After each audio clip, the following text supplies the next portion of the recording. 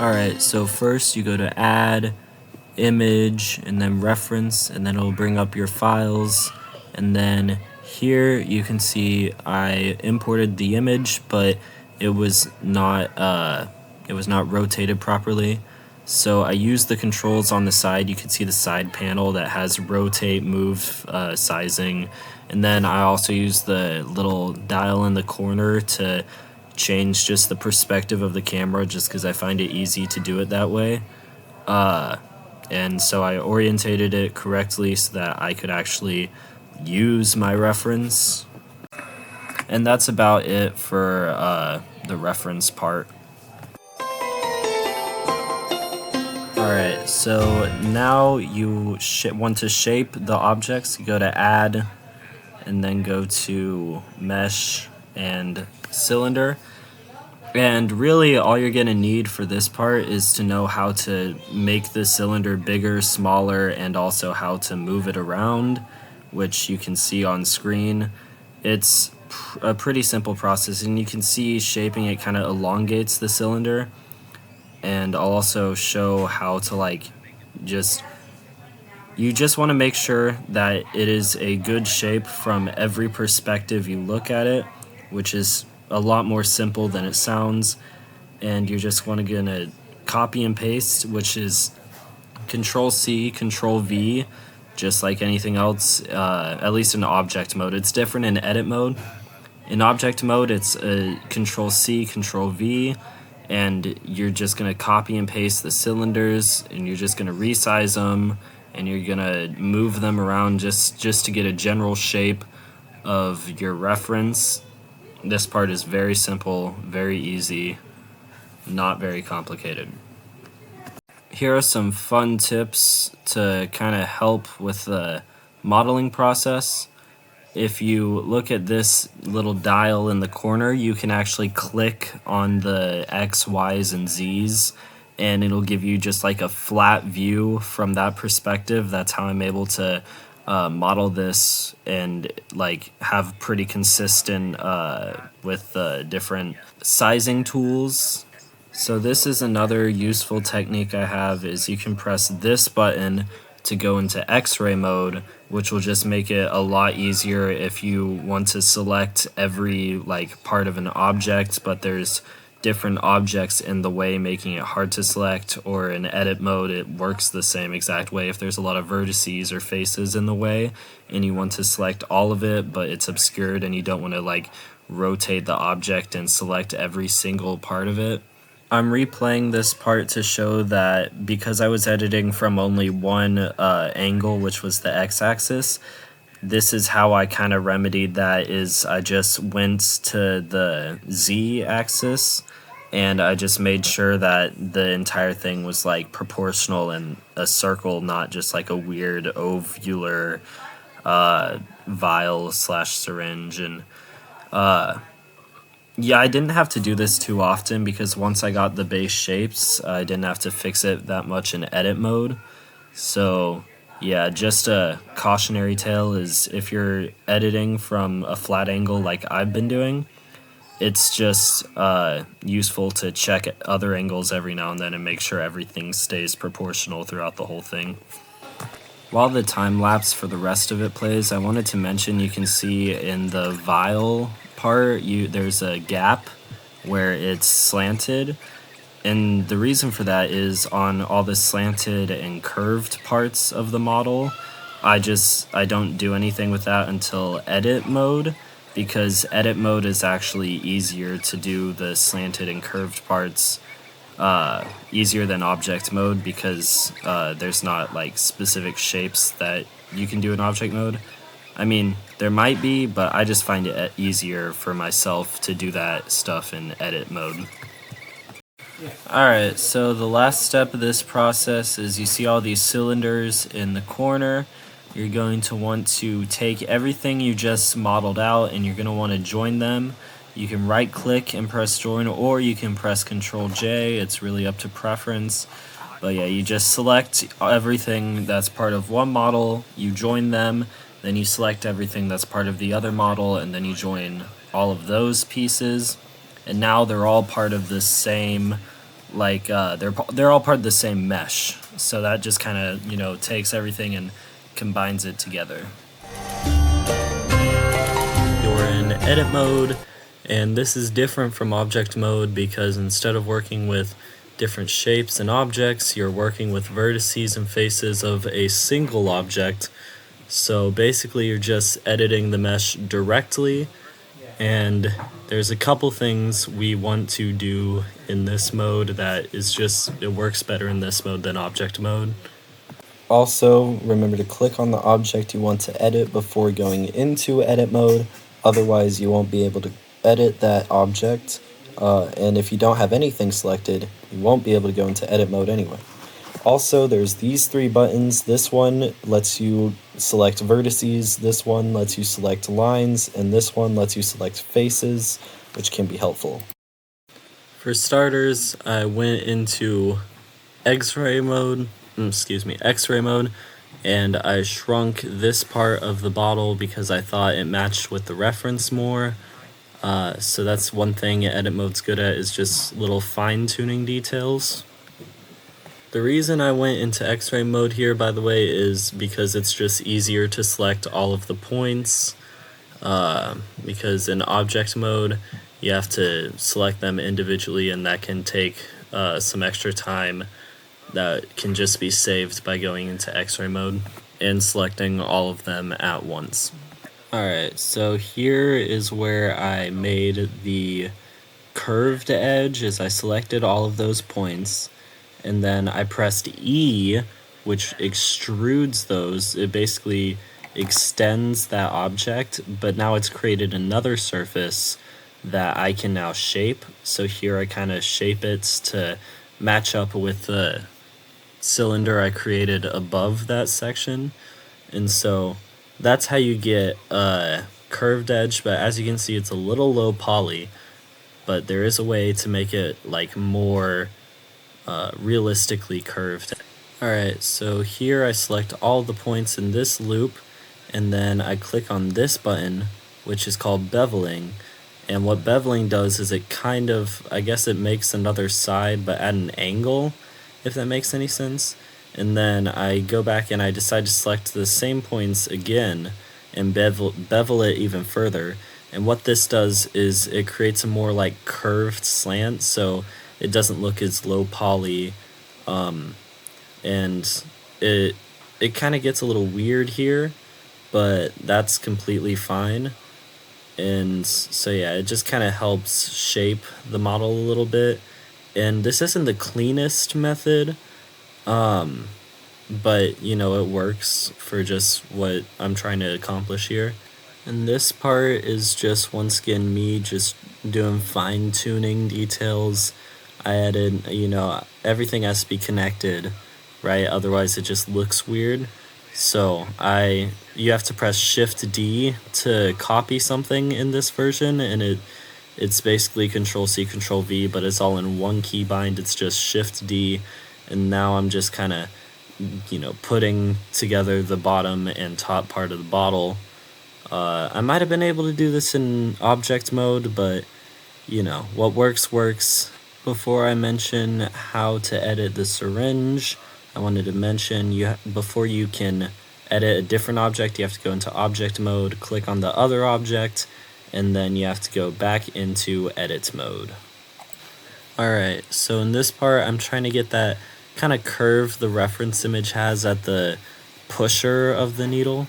So I select all of the parts there, and I do something called loop cut. And what the loop cut does is it's on this side of the menu, and it divides the loop you've selected, it divides it in half basically, but you can move around the loop cut. Here you can see I select all the points that were created by the loop cut by going into X-ray mode and selecting that area.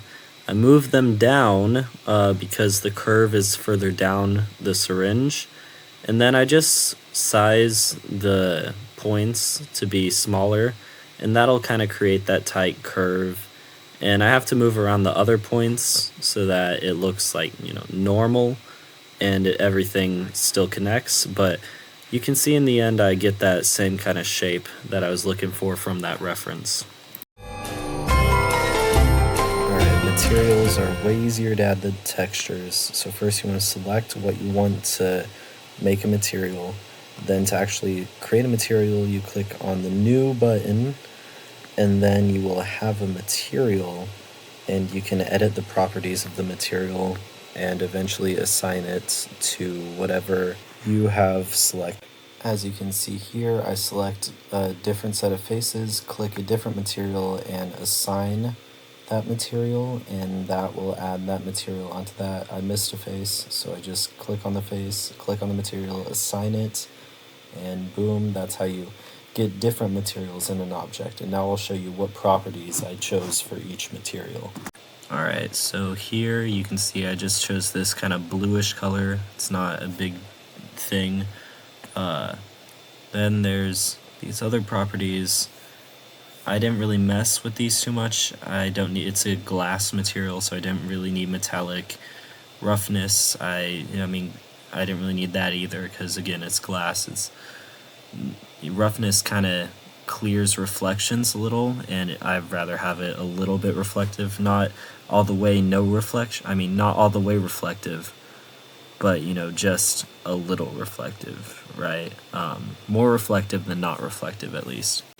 IQR has more to do with reflections, and you can see I actually decided on using a little bit more of the IQR just to get more of that, kind of glassy look to the vial.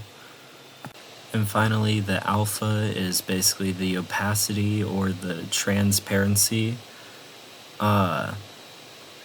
Technically, I think I could have done this with just the IQR, but I felt like adding a little bit of the alpha just to kind of, I don't know, I just think it works better like that. That's just really personal preference. But if you use the alpha, make sure to put it in blended instead of this mode, because as you can see, this kind of looks like a little crunchier, and I personally just don't like it. If you like that kind of look to it, then by all means, but I'd choose blended over that. I just think it looks a little smoother and a little better. Here I'm back in object mode, and I actually decide to add a little like, it's supposed to represent liquid in the vial. I mean, there's liquid sims and stuff, but that's really not important if you just want a simple like vial of mysterious liquid. So I just chose a normal cylinder, and I kind of shaped it to match up with the vial and like have the same shape just so it fits inside of the vial. Here I was just kind of messing around with material, just kind of seeing what kind of gives off. I was going for like a kind of like toxic poison or something, but like honestly, if you mess around enough with these settings, you can make it look like whatever kind of liquid you want to be in there. It doesn't really matter. And then here I go down to the emission setting, and I give it a green color, mess around with that for a bit. Emission, what it does is it kind of like gives light off of the object. So, you can mess around with that if you want to try making it like a glowing serum of whatever. Alright, so for the needle, I use all the same tricks I used on the other thing. This time I did it to make like a pusher. You can see I used a loop cut, and I just kind of changed the materials around so it looked like there was a plastic piece inside the needle. And then after this is done, we can move on to the hard part, which is making all of the number measurement lines that is on the side of the needle, which all has to be done through texturing. So to start, I created a cylinder that I tried to shape so that it was just like big enough to go around the length of the needle, like the main base of it, I guess. You'll see what I'm doing anyway. And this is so that when I make the texture for like the letters and dashes that are like measurements, that way it'll like be on the side of the needle. And basically what I'm going to do is I'm going to make all the letters and measurements that on like a transparent image, and then I'm going to apply that texture to this cylinder so that all that you see is the numbers and measurements, and then it'll look like they're just like painted onto the glass, kinda, if that makes sense. Alright, so the first thing you want to do is go into edit mode, make sure all of your faces are selected, right click, UV unwrap, unwrap, and then smart UV project, and then you can ignore that, and then once you finish that, it'll create this, which is in the texture paint and UV menus, and that'll just make everything so much easier when you want to go ahead and texture paint. Alright, so first you want to actually create the texture. You click new just like you would a material, but instead of the color, you want to click on the yellow dot, image texture, and then click on this button, this new button, name it whatever you want. Remember the name, because now we're going to move on to texture painting. Alright, so in the texture painting tab, you can select any of the brushes at the bottom, and then you can just mess around with them, do whatever you want, but I'm just kind of going for an accurate syringe, so I'm going to show you how to paint the numbers and measurements on there. I'm not going to try to be like dead accurate with it. One other thing to mention, make sure to click on the texture you created so that it actually applies to the right thing. That's why I told you to remember the name earlier, so that you can make sure you have the right texture when you're doing the painting.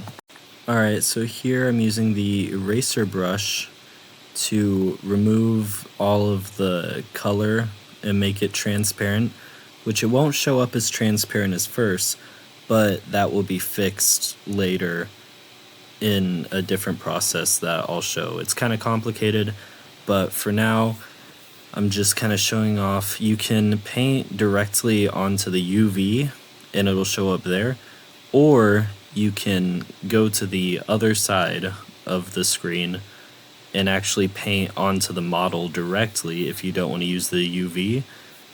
And so I'm going to make just a few lines, and like I said, I'm not going to be accurate. I'm not going to like put every single milliliter or whatever. This is more like a demonstration of what you can do. Alright, so you can see here I'm adding each of the little dashes that measures, you know, how much liquid you have and all that jazz. And it's a really simple process. You can kind of see some of the lines are getting on the other side of the syringe. It's kind of hard to tell, but I can just easily go in and erase all of those, so it's not a big deal, and you can see me do that here in a second. All those lines aren't there. They're not very good lines, but I'm not trying to be a perfectionist here. I'm just kind of showing off how this works. And then go into the erase, and I can erase those. And cool thing you do is you can press F and drag the shape of the circle, and you can press F and move your mouse to make it smaller or bigger. So that's just a nice little trick if you want to color something really big in there or erase in a wider area. You just press F and drag your mouse. Also, here's me adding different numbers that don't really make any sense to be in the spots they are, because again, I'm just kind of messing around showing how to texture paint, not really trying to make it perfect. So here I was having a problem where the background, instead of being transparent, it was completely black, which you can still see the numbers and measurements, but it doesn't look right at all. So to fix this, it's kind of complicated, but once you figure it out, it's not a problem at all. You first have to go to the shading tab, which is right here. Now this looks pretty confusing, but all you have to do is go down to these nodes down here, middle click to move around the screen, and you have to connect the alpha channel of the first one to the alpha channel of the second one. Just click and drag the node, and that will make the background on the texture transparent. Now back in the layout tab, I realized the color of the actual glass part of the syringe, not the texture part, but the actual base syringe color was white, which was making the texture part of the syringe look a little, it was just hard to see the numbers. So I changed it to black, and that ended up making the numbers a lot easier to see. And so I just kind of stuck with that, and it still looks pretty good. Alright, now the last part you want to do is join the two, so select the textured part of the syringe you did, select the actual syringe, and press Ctrl J or right click join, and that'll just combine them into one object, and boom, now you have a syringe. You can move it around.